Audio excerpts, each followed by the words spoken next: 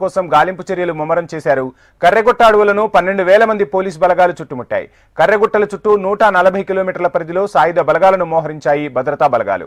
కర్రెగుట్టలను అనువనునా జల్లెడపడుతూ ముందుకు కదలాడుతున్నాయి. గెరిల్లా దళపతి హిడ్మాతో పాటు 1000 మంది మావోయిస్టులు ఉన్నారని నిఘా వర్గాలు భావిస్తున్నాయి. ఛత్తీస్గఢ్ వైపు నుండి తెలంగాణ సరిహద్దుల వైపు కదలికలు ముమ్మరం చేశారు.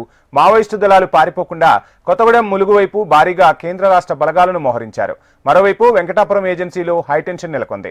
ఆపరేషన్ కగార్ నేపథ్యంలో మావోయిస్టుల కోసం కేంద్ర భద్రతా బలగాలు 2 రోజులుగా దాదాపు 5,000 మంది పోలీసులు కర్రెగుట్టలను చుట్టుముట్టారు. బూట్ల చప్పుడుతో కర్రెగుట్టల అడవులు మారుమోగిపోతున్నాయి. గాలింపు చర్యల్లో పాల్గొంటున్న పోలీసులకు హెలికాప్టర్లో ఆహార పదార్థాలు, వాటర్ బాటిల్స్ తరలిస్తున్నారు. సమీప గ్రామాల ప్రజలు ఆందోళన వ్యక్తం చేస్తున్నారు. ఎప్పుడు ఏం జరుగుతుందోనని భయంతో వణుకుతున్నారు. కగార్ ఆపరేషన్ కు సంబంధించిన ఫుల్ డీటెయిల్స్ మా ప్రతినిధి అనిల్ అందిస్తారు. అనిల్. వంశీ, ములుగు జిల్లాలో హై అలర్ట్ కొనసాగుతుంది. నిన్న ఉదయం నుంచి మొదలైనటువంటి కాల్పుల మోత ఇంకా కొనసాగుతుంది. దాదాపు 3,000 మంది సిఆర్పిఎఫ్ బలగాలు కర్రెగుట్ట ప్రాంతంలోకి మోహరించడం జరిగింది. 150 కిలోమీటర్ల మేర విస్తీర్ణంలో ఉన్నటువంటి కర్రెగుట్టలలో అడుగడుగున జల్లెడ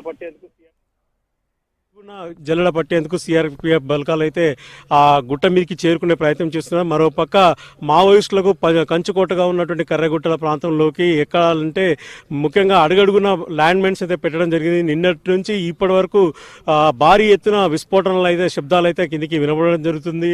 ప్రతి అడుగుకో ల్యాండ్ మైన్ టైపుల మావోయిస్టులు తమ పక్కా వ్యూహం ప్రకారం తమ కంచుకోటకు రావాలని చెప్పి గతంలోనే సవాల్ చేయడం జరిగింది. దానికి ప్రతిస్పందనగా సిఆర్పిఎఫ్ బలగాలు, కేంద్ర బలగాలు ఛత్తీస్గఢ్ వైపు నుంచి అయితే రావడం జరిగింది. ప్రస్తుతానికి ఉదయం నుంచి 3 హెలికాప్టర్ల ద్వారా సిఆర్పిఎఫ్ బలగాలందరికీ కూడా ఆహార పదార్థాలు, పానీయాలు, వాటర్ బాటిల్స్ అన్ని కూడా జారవిడ్చడం జరుగుతుంది. మరోపక్క రాత్రి సమయంలో కూడా 3 డ్రోన్ల సహాయంతో కూడా అడుగడుగున అంటే పైనుంచి చూస్తే చీకట్లో కూడా వాళ్ళ కదలికలను కనబెట్టేందుకైతే పోలీసులు ఛత్తీస్గఢ్ వైపు నుంచి అయితే జల్లెడ పడుతున్నారు. మరోపక్క తెలంగాణ పోలీసులకు ఎలాంటి సమాచారం లేదని చెప్పేసి ఈ జిల్లా ఎస్పీ చెప్పడం జరుగుతుంది. తమకు సమాచారం లేదు, తమ బలగాలు ఇవి కూడా ఆ ప్రాంతానికి వెళ్ళలేదని చెప్తున్నారు. మరోపక్క Vajedu police station, Venkatapuram police station పరిధిలో అయితే సిఆర్పిఎఫ్ బలగాలను తరలించడానికి అంబులెన్స్లు, తర్వాత పెద్ద భారీ వాహనాలన్నిటి కూడా సమకూర్చడం జరిగింది.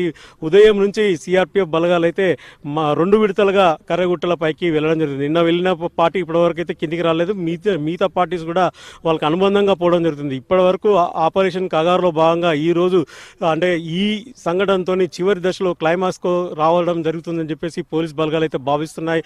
మరోపక్క కేంద్ర హోంశాఖ మంత్రి అమిత్ షా ఇచ్చినటువంటి డెడ్ లైన్ కూడా పూర్తిగా అవుతుంది.